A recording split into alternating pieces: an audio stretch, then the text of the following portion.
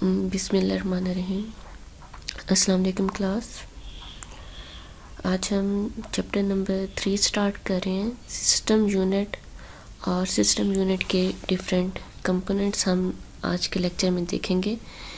सबसे पहले तो सिस्टम यूनिट है क्या।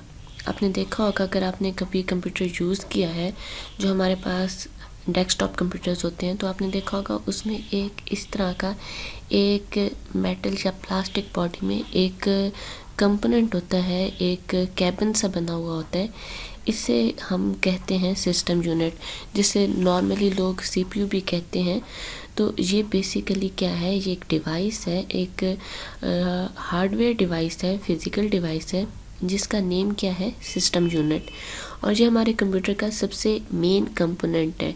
सबसे जो मेन वर्किंग हो रही होती है वो यहीं पे हो रही होती है। हम ऐसे कह सकते हैं कि जैसे किसी कंपनी में या किसी भी इंस्टीट्यूट में एक मेन हेड ऑफिस होता है, जहाँ पे सारी एडमिन वर्किंग हो रही होती है, पूरे सिस्टम को वहाँ से संभाला जा रहा होता है। तो हमारे कंप्यूटर में भी इनपुट डिवाइसेस होंगी, आउटपुट डिवाइसेस होंगी, प्रोसेसिंग डिवाइसेस होंगी। जो मेन हमारे पास कंपोनेंट होता है वो कौन सा होता है, सिस्टम यूनिट। ठीक है। अब सिस्टम यूनिट है क्या, ये हमारे पास एक बॉक्स है जिसमें डिफरेंट कंपोनेंट्स होते हैं। ये बॉक्स प्लास्टिक या मेटल बॉडी में मौजूद होता है, और इसमें फिर फर्दर हमारे पास इस बॉक्स को अगर हम ओपन करें तो इस बॉक्स के अंदर फिर फर्दर बहुत से कंपोनेंट्स होते हैं, बहुत से छोटे छोटे ऐसे एलिमेंट्स होते हैं जो हर एलिमेंट अपनी वर्किंग कर रहा होता है। इसी में एक सबसे मेन बोर्ड होता है जिसे हम सिस्टम बोर्ड या मदरबोर्ड भी कहते हैं। उस मदरबोर्ड पे फिर फर्दर बहुत से डिफरेंट और कंपोनेंट्स भी होते हैं जो आगे हम डिस्कस भी करेंगे। इसके अलावा इस सिस्टम यूनिट में हार्ड डिस्क भी होती है। अब हार्ड डिस्क क्या है, हार्ड डिस्क हमारे पास एक हार्डवेयर डिवाइस है जो हमारे डाटा को परमानेंटली स्टोर करती है। जैसे आप अपने कंप्यूटर में कोई सॉफ्टवेयर करते हैं, कोई आप एप्लीकेशन करते हैं, आप कोई पिक्चर्स उसमें इंसर्ट करते हैं, आप कोई ड्रामा डाउनलोड करते हैं, तो जितना भी डाटा आप सेव कर रहे होते हैं अपने कंप्यूटर के अंदर, वो किस में स्टोर हो रहा होता है, हार्ड डिस्क में। और हार्ड डिस्क भी कहाँ पे मौजूद होगी, इसी सिस्टम यूनिट के अंदर ही मौजूद होती है। ठीक है। फिर इसके अलावा इस सिस्टम यूनिट में जो मोस्ट इम्पॉर्टेंट कंपोनेंट होता है वो है सीपीयू, सेंट्रल प्रोसेसिंग यूनिट। अगर आपको याद हो तो हमने स्टार्ट के एक लेक्चर में डिस्कस किया था कि हम कंप्यूटर के अंदर डाटा इनपुट करते हैं, उसके ऊपर प्रोसेसिंग होती है और फिर हमें आउटपुट मिलती है। सिर्फ डाटा हमारे किसी काम का नहीं होता, डाटा से इंफॉर्मेशन ली जाती है, वो इंफॉर्मेशन यूज़फुल होती है, और उस डाटा को इंफॉर्मेशन में कन्वर्ट करने के लिए जिस कंपोनेंट को हम यूज़ करते हैं वो कंपोनेंट कौन सा होता है, वो होता है CPU, central processing unit. Normally लोग इसी पूरे कैबिन को कह रहे होते हैं सीपीयू, तो ये टर्म गलत है, इसे हम सीपीयू नहीं कह सकते। ये सिस्टम यूनिट है बेसिकली। सीपीयू, इसके अंदर एक छोटी सी चिप होती है जो प्रोसेसिंग परफॉर्म कर रही होती है। अच्छा, यहाँ पे हमने देखा कि सिस्टम यूनिट के अंदर एक मेन बोर्ड होता है, एक मदर बोर्ड होता है, और मैंने आपको बताया कि ये बड़ा इम्पॉर्टेंट बोर्ड होता है। तो ये मेन बोर्ड किस किस्म का बोर्ड है और ये क्या कर रहा होता है, इसे हम सिस्टम बोर्ड भी कहते हैं। ठीक है। ये हमारे सीपीयू के अंदर, सिस्टम यूनिट के अंदर मौजूद होता है। सीपीयू इसी के ऊपर होता है, मेमोरी स्लॉट्स इसके ऊपर होती हैं, डिफरेंट पोर्ट्स इसके ऊपर होते हैं। तो सीपीयू, मेमोरी स्लॉट्स या इसमें बसेस, ये सारी कहाँ पे मौजूद होंगी, इसी मदरबोर्ड के ऊपर मौजूद होंगी। इस मदरबोर्ड को हम सिस्टम बोर्ड भी कहते हैं। ठीक है। इसे हम सर्किट बोर्ड भी कहते हैं, मेन बोर्ड भी कहते हैं। इसमें ना छोटी छोटी चिप्स होती हैं, हर एक जगह पे एक अपनी चिप होगी जो अपने किस्म का एक बेसिक काम कर रही होती है। ठीक है। ये बहुत लेबर डायग्राम मैंने यहाँ पे लगाई है, लेकिन आपने इसमें से सिर्फ उतनी चीज़ें देखनी है। जैसे ये हमारे पास स्लॉट्स हैं, ठीक है, इसमें हम डिफरेंट कार्ड इंसर्ट करके डिफरेंट किस्म की वर्किंग कर रहे होते हैं। इसके अलावा ये हमारे पास प्रोसेसर चिप है, यहाँ पे प्रोसेसर इंसर्ट किया जाता है। फिर इसमें दरमियान में बसेस होती हैं, लाइंस होती हैं जो डाटा को ट्रांसफ़र कर रही होती हैं। यहाँ पे एक फ़ैन लगा हुआ होता है जो प्रोसेसर को ठंडा कर रहा होता है। तो ये डिफरेंट किस्म के यहाँ पे कंपोनेंट्स होंगे। ठीक है। अब जहाँ पे चिप को डिस्क्राइब इन्होंने किया है कि चिप है क्या, ये स्मॉल सेमीकंडक्टर है। चिप क्या होगी, एक स्मॉल चिप होगी सेमीकंडक्टर मटेरियल में, और उसमें इंटीग्रेटेड सर्किट्स होते हैं। ठीक है, इंटीग्रेटेड सर्किट्स, हमारे पास जो इंटीग्रेटेड सर्किट्स होते हैं वो छोटे छोटे माइक्रोस्कोपिक पाथ होते हैं जिनका काम क्या होता है, इलेक्ट्रिक करंट को कैरी करना, एक जगह से दूसरी जगह पे लेके जाना। तो मेन हमारे पास जो चिप होंगी, ये चिप किस तरह से बनी होंगी, सेमीकंडक्टर से। सेमीकंडक्टर मटेरियल्स में होंगे क्या, इंटीग्रेटेड सर्किट्स होंगे। अब वो इंटीग्रेटेड सर्किट्स क्या हैं, वो बेसिकली माइक्रोस्कोपिक पाथ हैं जिनमें करंट मूव करता है। फिर हमारे पास ये जो इंटीग्रेटेड सर्किट्स होते हैं, इनमें मिलियंस ऑफ ट्रांजिस्टर्स होते हैं। ये ट्रांजिस्टर्स क्या करते हैं, ये हमारे पास एज आ इलेक्ट्रॉनिक गेट वर्क करते हैं। ठीक है, आपने फिज़िक्स में गेट्स पढ़े होंगे, एंड गेट और गेट, तो वो गेट हमारे पास बेसिकली यहाँ पे यूज़ हो रहे होते हैं इन्हीं ट्रांजिस्टर्स में, जो देख रहे होते हैं कि अगर हमारे पास करंट प्रेजेंट है तो क्या आउटपुट आनी है, अगर करंट एब्सेंट है यानी प्रेजेंस ऑफ करंट हमारे पास 1 को शो करता है हमारे इंटरनली कंप्यूटर के अंदर, एब्सेंस ऑफ करंट हमारे पास 0 को शो करता है। तो बेसिकली इस तरह से हमारे मदरबोर्ड के अंदर वर्किंग है। छोटी छोटी चिप्स हैं, उन छोटी छोटी चिप वो कैसे बनी है, सेमीकंडक्टर मटेरियल से। फिर उनके अंदर मौजूद क्या है, इंटीग्रेटेड सर्किट, और इंटीग्रेटेड सर्किट किस से मिलके बने हैं, ट्रांजिस्टर्स से। ठीक है, ये तो हमारे पास मदरबोर्ड का बेसिक स्ट्रक्चर था कि किस तरह से बने होते हैं। अब इस मदरबोर्ड पे कौन कौन से कंपोनेंट्स मौजूद होंगे, सबसे पहले है जी पोर्ट। ठीक है, हमारे पास पोर्ट होते हैं क्या है, बेसिकली कनेक्शन पॉइंट्स होते हैं। आपने देखा होगा जैसे मोबाइल फ़ोन के अंदर एक छोटा सा पोर्ट होता है, कनेक्शन पॉइंट होता है, जिसमें आप चार्जर कनेक्ट कर रही होती हैं। ठीक है, आपके लैपटॉप्स के अंदर यूएसबी पोर्ट होते हैं। तो पोर्ट क्या है, कनेक्शन पॉइंट। जितनी भी हमारे पास डिवाइसेस होती है ना कंप्यूटर के अंदर, जैसे मॉनिटर हो गई, प्रिंटर हो गया, स्कैनर हो गया, ये हमारे कंप्यूटर के साथ कैसे अटैच होंगे, थ्रू पोर्ट अटैच होंगे। और वो पोर्ट हमारे पास इंटरनली कहाँ पे अटैच हो रहे होते हैं, मदरबोर्ड पे। यानी हमें तो सिस्टम यूनिट में एक कनेक्शन पॉइंट नज़र आता है ना कि ये पोर्ट है, और हम वहाँ पे जाके जी अपनी वायर अटैच कर देते हैं, हमने माउस कनेक्ट कर दिया या हमने कीबोर्ड कनेक्ट कर दिया। इंटरनली अगर हम देखें तो वो पोर्ट हमारे उस मदरबोर्ड के अंदर अटैच होते हैं, यानी एक साइड से वो फिज़िकली बाहर की तरफ मौजूद है। हम जब उसमें डिवाइस को इंसर्ट करेंगे तो वो हमारी इंटरनली मदरबोर्ड के साथ अटैच हो जाते हैं।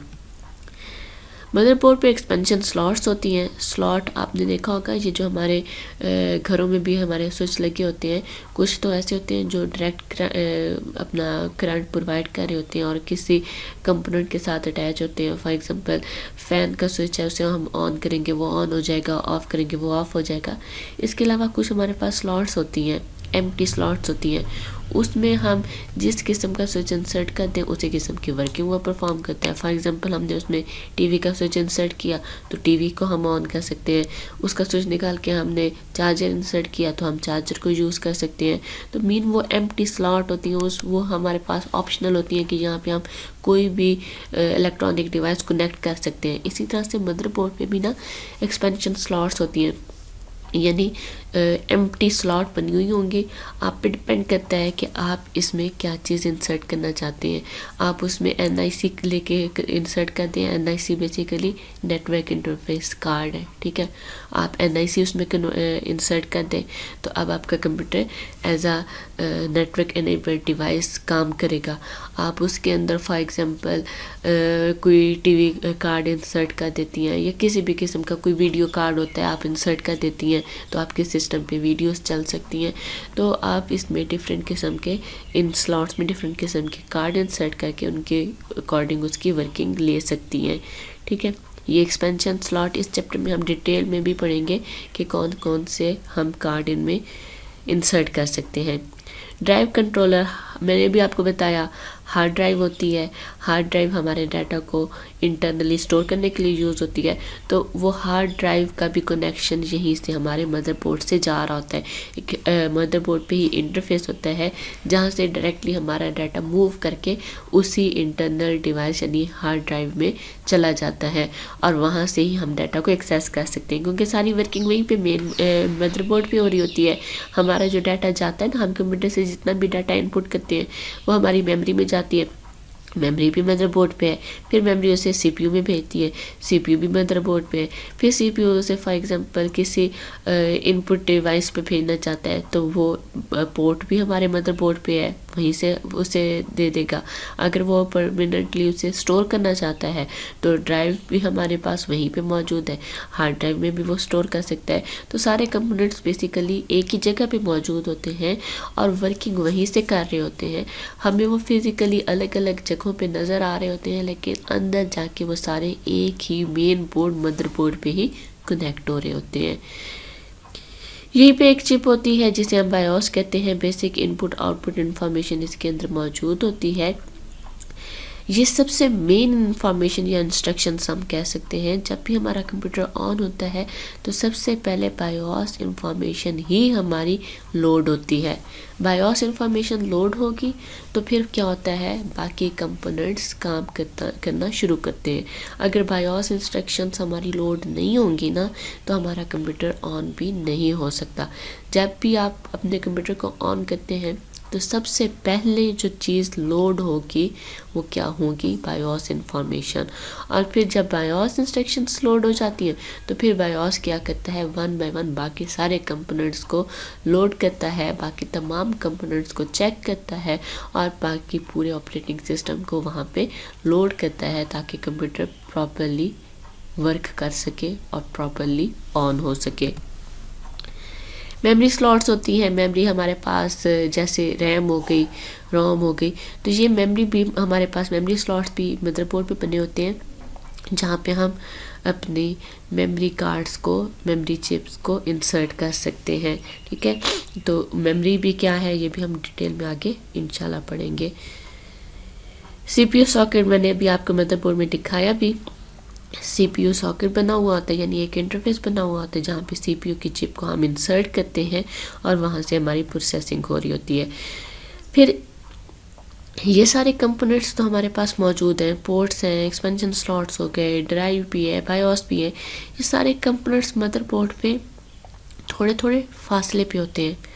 अब फॉर एग्जांपल हमने डाटा दिया, वो डाटा इनपुट से मेमोरी में कैसे जाएगा, वो मेमोरी से डाटा प्रोसेसर में कैसे जाएगा, प्रोसेसर से डाटा आउटपुट डिवाइस में कैसे जाएगा। तो डिफरेंट हमारे पास जो डिवाइसेस हैं वो डिवाइसेस को हम कनेक्ट करते हैं ताकि एक डिवाइस दूसरी डिवाइस पे डाटा भेज सके। मेमोरी को सीपीयू के साथ कनेक्ट कर दिया जाएगा, मेमोरी को इनपुट डिवाइसेस आउटपुट डिवाइसेस के साथ कनेक्ट कर दिया जाएगा। तो बेसिकली इससे होगा क्या कि वो डिवाइसेस जब एक दूसरे के साथ कनेक्ट हो जाएंगी तो वो डाटा को ट्रांसफ़र कर सकती हैं। अब कनेक्ट कैसे होती हैं, थ्रू बसेस होती हैं।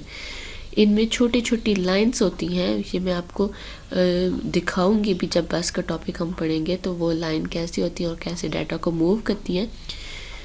छोटी छोटी लाइंस होंगी यानी हम कहेंगे छोटे छोटे सर्किट्स होंगे जिनमें क्या होती हैं, हमारी बिट्स मूव करती हैं और उनसे एक जगह से दूसरी जगह में हमारा डाटा जा रहा होता है। ये मदरबोर्ड जिसमें ये देखें ये एक्सपेंशन स्लॉट्स हैं, ये मेमोरी स्लॉट्स हैं, ये प्रोसेसर है। इनमें छोटी छोटी आपके पास लाइन होंगी जो हमारी बसेस होंगी डाटा को कन्वर्ट करने के लिए, डाटा को एक जगह से दूसरी जगह पे लेके जाने के लिए। यहीं पे हमारे पास क्या होते हैं, पोर्ट्स होते हैं। तो ये सारे कंपोनेंट्स हमारे बेसिकली मदरबोर्ड पे मौजूद होंगे। नेक्स्ट है हमारे पास सीपीयू। सीपीयू क्या है, CPU stand for central processing unit. जितनी भी प्रोसेसिंग होगी हमारी कंप्यूटर की वो कहाँ पे हो रही होती है, वो सीपीयू में हो रही होती है।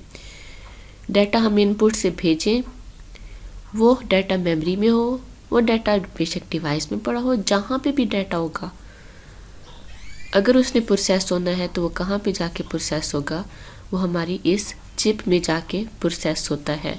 ठीक है, तो बेसिकली हमारी वो चिप क्या कर रही होती है, हमारे डाटा को प्रोसेस करने के लिए यूज़ हो रही होती है।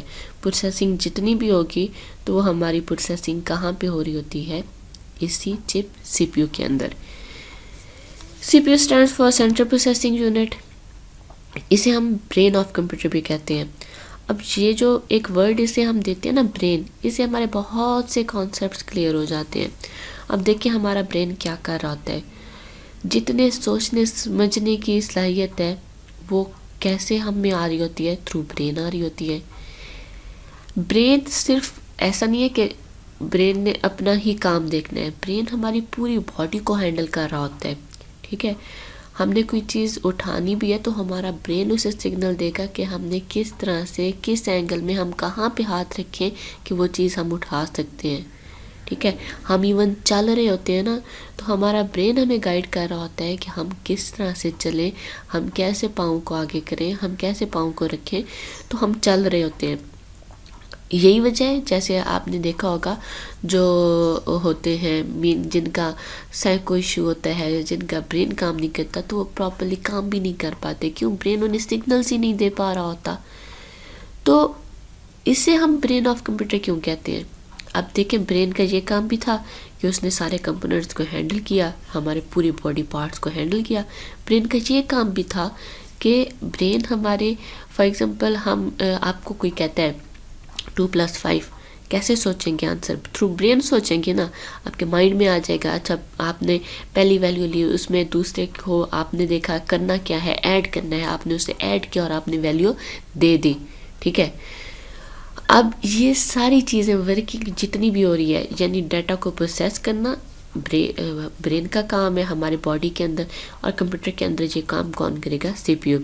हमारे पूरी बॉडी पार्ट्स को हैंडल करना किसका काम है, ब्रेन का, और कंप्यूटर में हमारे तमाम कंपोनेंट्स को हैंडल करना किसका काम होगा, हमारे सीपीयू का। इसलिए हम इसे क्या कहते हैं, ब्रेन कहते हैं।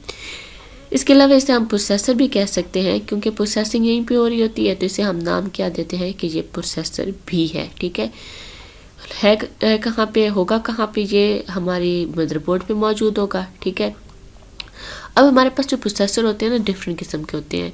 आजकल, पहले तो हमारे पास एक सिंगल प्रोसेसर हुआ करता था, आजकल आपने ये टर्म्स सुनी होंगी, डुअल कोर प्रोसेसर या कोड कोर प्रोसेसर या multi core processor. Dual core processor mean एक ही प्रोसेसर के अंदर दो बेसिकली प्रोसेसिंग चिप्स होती हैं जो क्या कर रही होती हैं, प्रोसेसिंग कर रही होती हैं। यानी आपको एक सीपीयू चिप लेनी पड़ेगी, लेकिन उसके ऊपर इंटरनली क्या होंगे, दो छोटे छोटे अलग प्रोसेसर होंगे। अब देखें, एक काम एक पर्सन करता है तो वो ज़्यादा टाइम लेगा, हम उस एक पर्सन की जगह पे दो लोगों को बिठा दें तो टाइम डिवाइड हो जाएगा ना। अगर एक पर्सन 1 घंटे में कोई काम कर रहा था तो अब 2 लोग आधे घंटे में वो काम कर लेंगे। तो जहाँ पे हम एक चिप के अंदर 2 प्रोसेसर अटैच कर देते हैं, वहाँ पे हमारी प्रोसेसिंग क्या हो जाती है, इंक्रीज़ हो जाती है। प्रोसेसिंग स्पीड को इंक्रीज़ करने के लिए बेसिकली हम क्या करते हैं, डुअल कोर यूज़ करते हैं। Dual mean 2।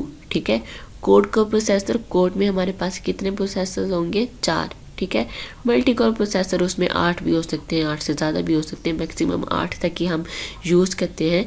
जो बहुत हाई क्वालिटी कंप्यूटर्स होते हैं, जैसे हमने पीछे पढ़े भी हैं सुपर कंप्यूटर्स वगैरह, तो वहाँ पे हम क्या करते हैं, मोस्टली यूज़ करते हैं अपने कोड को या मल्टी कोर प्रोसेसर्स को, ताकि वहाँ पे ईज़िली हमारी प्रोसेसिंग हो सके।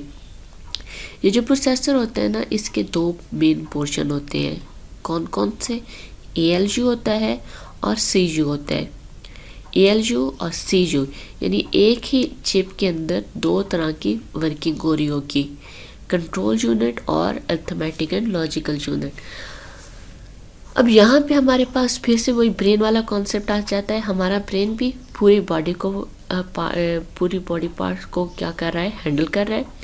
और इसके अलावा अगर उससे कोई क्वेश्चन दिया जाता है तो वो भी सोच के आंसर करने का काम भी हमारे ब्रेन का होता है। तो हमारा कंट्रोल, ये जो हमारे पास ALU और कंट्रोल यूनिट है, ये कैसे काम करते हैं। सबसे पहले देख लेते हैं ALU क्या करता है। ALU stands for arithmetic and logical unit. Arithmetic and logical unit को आगे दो पोर्शन में डिवाइड किया जाता है। कौन कौन से दो पोर्शन है जी? अर्थमेटिक यूनिट और लॉजिक यूनिट, ठीक है। यहाँ पे एक और पॉइंट है कि जितनी भी एक्चुअल एग्जीक्यूशन हो रही होती है ना, यानी जो वर्क डन हो रहा होता है, जो काम परफॉर्म हो रहा होता है, जो एक्शन ले लिया जाता है, जो वैल्यूज़ को या जो बेसिकली डाटा में से इंफॉर्मेशन एक्सट्रैक्ट की जा रही होती है, वहाँ वो कहाँ पे हो रही होती है? ALU में। सही है। हमारी जो इंफॉर्मेशन होती है ना, पहले वो किस में जाएगी? पहले वो जाएगी हमारे कंट्रोल यूनिट में। वो कंट्रोल यूनिट फिर आगे उसे कहाँ पे भेज देता है? ALU में भेज देता है। ALU में जाके वो काम परफॉर्म होता है। अगर आपको कहा जाता है 7 × 7, तो वो 7 × 7 कहाँ से 49 होगा? हमारे ALU से 49 होके आएगा, ठीक है। अर्थमेटिक एंड लॉजिकल यूनिट के दो पोर्शंस हैं, अर्थमेटिक पोर्शन और लॉजिक पोर्शन। अर्थमेटिक यूनिट क्या करेगी?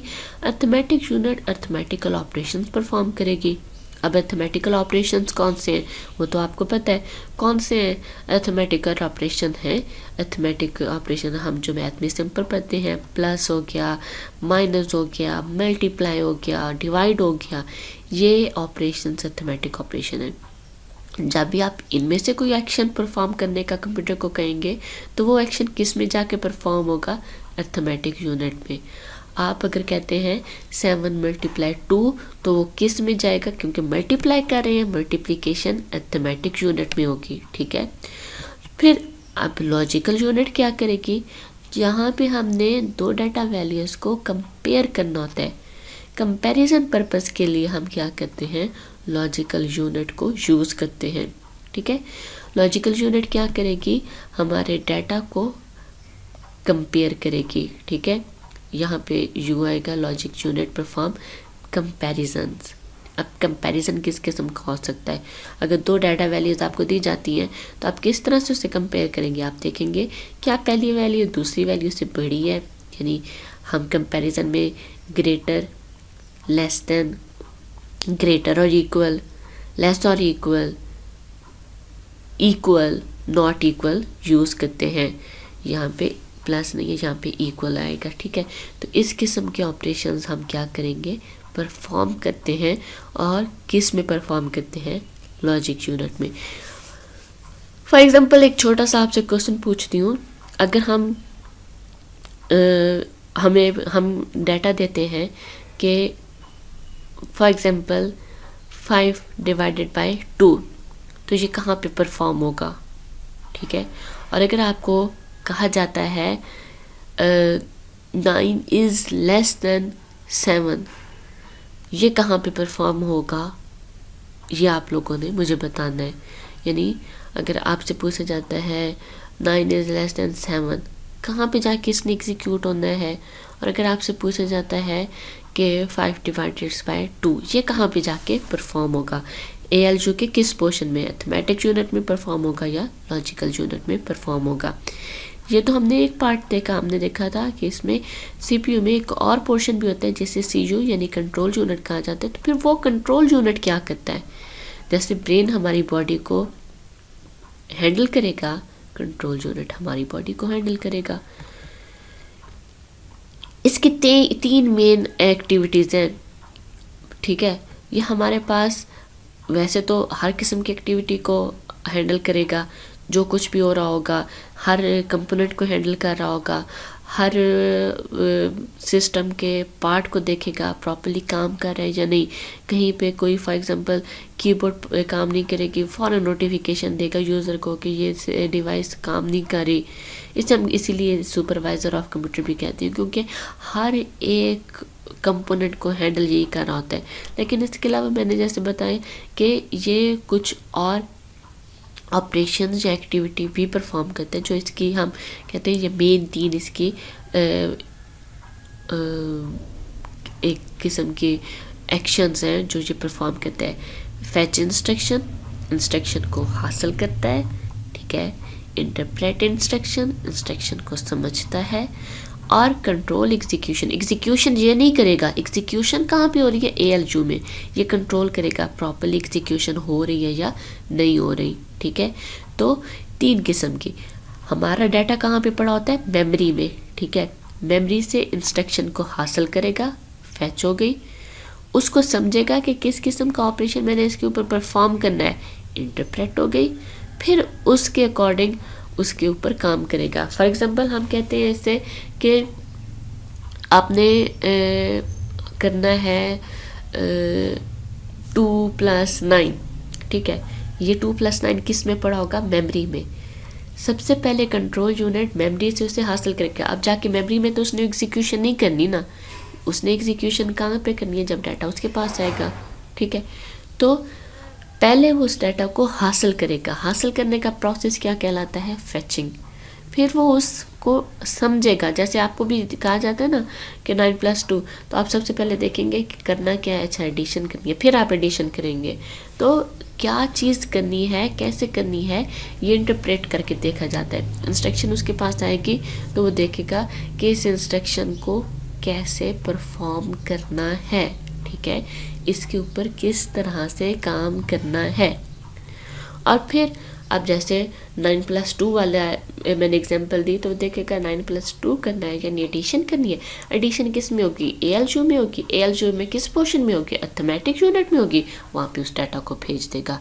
वहाँ पे डाटा को भेजने के बाद बस ये फारिग नहीं हो गया, ये देखता रहेगा कि क्या हमारी एग्जीक्यूशन हो रही है, ठीक से हो रही है। अगर हो गई है तो डाटा को उठाएगा और मेमोरी में वापस भेज देगा, ठीक है।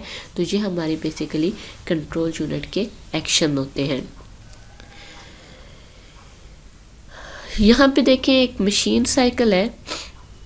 इस मशीन साइकिल को आप देखें तो अभी जैसे हमने देखा कि फैच होता है, फिर इंटरप्रेट या डिकोड होता है, फिर एग्जीक्यूट होता है और फिर हम मेमोरी में उसे स्टोर कर देते हैं। तो इस पूरे साइकिल को हम बेसिकली क्या कहते हैं? मशीन साइकिल कहते हैं। मशीन साइकिल में सबसे पहले क्या होता है? फैच। फैच कैसे होगा? हमारी रैम में डाटा पड़ा होगा, ठीक है, मेमोरी में हमारा डाटा होता है। वो डाटा हमारा जब जाता है कंट्रोल यूनिट में, तो ये प्रोसेस क्या कहलाता है कि फैचिंग हो रही है। मेमोरी से डाटा को निकल के कंट्रोल यूनिट में पहुंचाने का प्रोसेस फैचिंग का होगा, ठीक है। फिर कंट्रोल यूनिट इसे इंटरप्रेट करेगा या डिकोड करेगा। डिकोड वर्ड भी हम यूज़ करते हैं, इंटरप्रेट भी यूज़ करते हैं। देखेगा, समझेगा क्या काम करना है। जब समझ लेगा तो एग्जीक्यूशन कहाँ पे होगी? एग्जीक्यूशन होगी अरिथमेटिक लॉजिकल यूनिट में। वहाँ पे जाके एग्जीक्यूशन होने के बाद फिर से उस डाटा को कहाँ पे हम स्टोर कर देंगे? अपनी मेमोरी में, जहाँ से उसे उठाया था। ये साइकिल हमारा कंटिन्यू हो रहा होता है। इंस्ट्रक्शन पड़ी होगी, फैच होगी, कंट्रोल यूनिट में डिकोड होगी, ALU में एग्जीक्यूट होगी और दोबारा मेमोरी में स्टोर हो जाएगी। अगली इंस्ट्रक्शन फैच होगी, फिर डिकोड होगी, एग्जीक्यूट होगी और स्टोर हो जाएगी। इस तरह से हमारा मशीन साइकिल कंटिन्यू हो रहा है। हमारे कंप्यूटर में डिफरेंट किस्म की इंस्ट्रक्शंस होती हैं। इंस्ट्रक्शन सेट यानी कोई भी ऐसी स्टेटमेंट जो बताए कि क्या टास्क परफॉर्म करना है, किस किस्म का हमने टास्क परफॉर्म करना है, ये बेसिकली क्या कहलाता है? इंस्ट्रक्शन सेट कहलाता है। डिफरेंट किस्म की इंस्ट्रक्शंस होती हैं, जैसे कि डाटा ट्रांसफ़र इंस्ट्रक्शन, डाटा को ट्रांसफ़र करने के लिए। अब इसमें 3 एग्जांपल हैं। फॉर एग्जांपल डाटा को आपने मूव कराना है, एक लोकेशन से दूसरे लोकेशन पे आपने मूव करवाना है, तो डाटा ट्रांसफ़र हो रहा है ना, तो वो डाटा ट्रांसफ़र इंस्ट्रक्शन में आएगा। या आपने डाटा को लोड करवाना है, लोड के लिए हम इंस्ट्रक्शन यूज़ करते हैं LD, लोड के लिए, ठीक है, शॉर्ट फॉर्म में LD लिखा जाता है। यानी हमने किस डाटा को लोड करना है, मेमोरी में लोड करना है, CPU में लोड करना है, कहाँ पे लोड करना है, कैसे लोड करना है, किसको लोड करना है, तो लोड की इंस्ट्रक्शन हम यूज़ करेंगे डाटा को लोड करने के लिए। ये XCHG एक्सचेंज के लिए है। जब हमने किसी वैल्यू को किसी दूसरी वैल्यू के साथ एक्सचेंज करना होता है तो हम बेसिकली XCHG यूज़ करते हैं डाटा वैल्यूज़ को एक्सचेंज करने के लिए, ठीक है। ये मेन 3 डाटा ट्रांसफ़र इंस्ट्रक्शंस थी। डाटा प्रोसेसिंग इंस्ट्रक्शंस भी होती हैं, जिसमें अरिथमेटिक इंस्ट्रक्शंस आ जाती हैं और लॉजिकल इंस्ट्रक्शंस आ जाती हैं और शिफ्ट इंस्ट्रक्शन। अरिथमेटिक इंस्ट्रक्शन वही, अगर आपने फॉर एग्जांपल ऐड करना है आपने मल्टीप्लाई करना है तो वो कौन सी इंस्ट्रक्शन होगी, ऐड अरिथमेटिक इंस्ट्रक्शन कहलाएगी। आपने कंपैरिजन करना है, आपने देखना है क्या पहली वैल्यू दूसरी वैल्यू की इक्वल है, तो ये किस में जाएगा, ये लॉजिकल इंस्ट्रक्शन होगी। शिफ्ट इंस्ट्रक्शन ये बेसिकली हमारे पास ना बिट्स होती हैं, जब हम बिट्स को एक जगह से दूसरी जगह पे मूव करवा रहे होते हैं, एक जगह से दूसरी जगह पे शिफ्ट करवा रहे होते हैं, तब हम यूज़ करते हैं शिफ्ट इंस्ट्रक्शन को, ठीक है। फिर उसके बाद है program control instruction. Program control instruction जो एग्जीक्यूशन को कंट्रोल करती हैं। हमने एग्जीक्यूशन को जंप फॉर्म में लेके जाना है या लूप फॉर्म में। फॉर एग्जांपल 3 इंस्ट्रक्शन लिखी पड़ी हैं, आप चाहते हैं पहले पहली इंस्ट्रक्शन एग्जीक्यूट हो, फिर तीसरी हो, फिर दूसरी हो, तो आप 1 से क्या करेंगे, जंप लगा के 3rd पे आ रहे हैं, तो इसके लिए आप क्या करेंगे, जंप इंस्ट्रक्शन को यूज़ करेंगे। या आप चाहते हैं कि 3rd इंस्ट्रक्शन 5 बार चले, तो आप वहाँ पे क्या करेंगे, लूप इंस्ट्रक्शन को यूज़ करेंगे। लूप उसे बताएगा कि उसने 5 बार चलना है, वो पहली बार चलेगी, फिर दूसरी, फिर तीसरी, फिर चौथी, फिर 5वीं, फिर 6ठी बार चलने लगेगी, तो लूप उसे स्टॉप कर देगा कि नहीं बस 5 बार ही चलना था। तो ये डिफरेंट किस्म की इंस्ट्रक्शंस हमारी होती हैं, ये हमारे प्रोसेसर के पास जाती हैं और फिर प्रोसेसर उसके अकॉर्डिंग काम करना है, डाटा को मूव करना है, कोई लॉजिकल ऑपरेशन परफॉर्म करना है, या इस पर लूप चलाना है। अच्छा, इसके बाद है पाइपलाइनिंग, ठीक है। पाइपलाइनिंग में क्या होता है, विदाउट पाइपलाइनिंग पहले देख लेते हैं। विदाउट पाइपलाइनिंग हमारे पास काम कैसे होता है। हमने पीछे मशीन साइकिल देखा कि 4 उसमें वर्किंग हो रही होती हैं, डाटा फैच हो रहा होता है, फिर डिकोड हो रहा होता है, फिर एग्जीक्यूट हो रहा होता है, फिर स्टोर हो रहा होता है, ऐसे ही है ना। हमने ये चीज़ देखी कि फैच डिकोड एग्जीक्यूट साइकिल होता है। इंस्ट्रक्शन सबसे पहले फैच होगी, फिर वही इंस्ट्रक्शन जाके डिकोड होगी, फिर वही इंस्ट्रक्शन एग्जीक्यूट होगी और फिर वो इंस्ट्रक्शन स्टोर हो जाएगी।